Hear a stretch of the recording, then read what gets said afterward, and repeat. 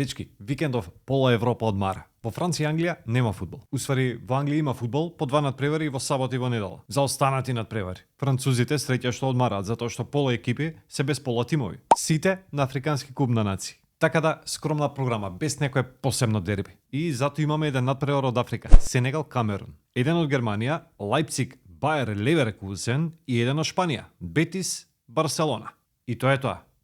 Аха, во Англија играат Арсенал, Кристал Палас и Брентфорд, Нотингем Форест во сабота и во недела Шефилд, Вестхем и Борнмут, Ливерпул.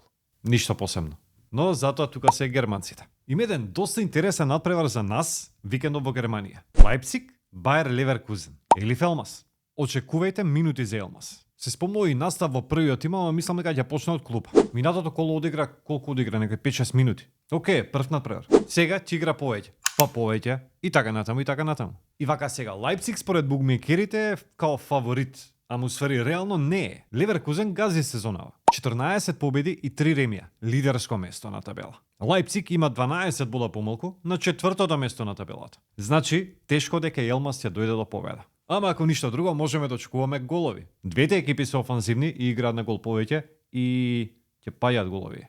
А ако ги има головите, зошто гол да не даде и Елмас? И колку јако ќе биде.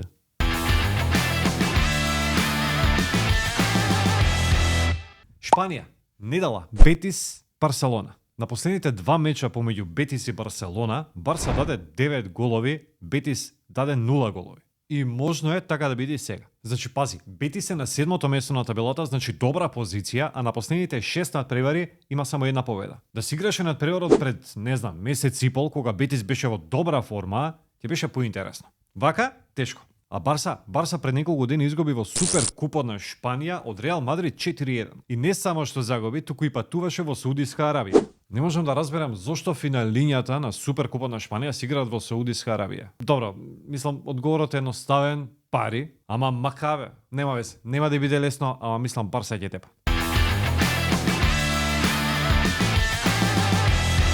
И ајде во Африка. Куп на африкански нации. Не знам дали следите, ама резултатите се крш. Повеќе од пола фаворити кикснаа на стартот. Ама има интересни надпревари. Интересен ќе биде овој меч. Сенегал, Камерун. Епа еден од фаворитите што не киксна е Сенегал. Си тепа со Гамбија 3-0. Камерун одигра 1-1 со Гвинеја и ова е доста важен меч за нив.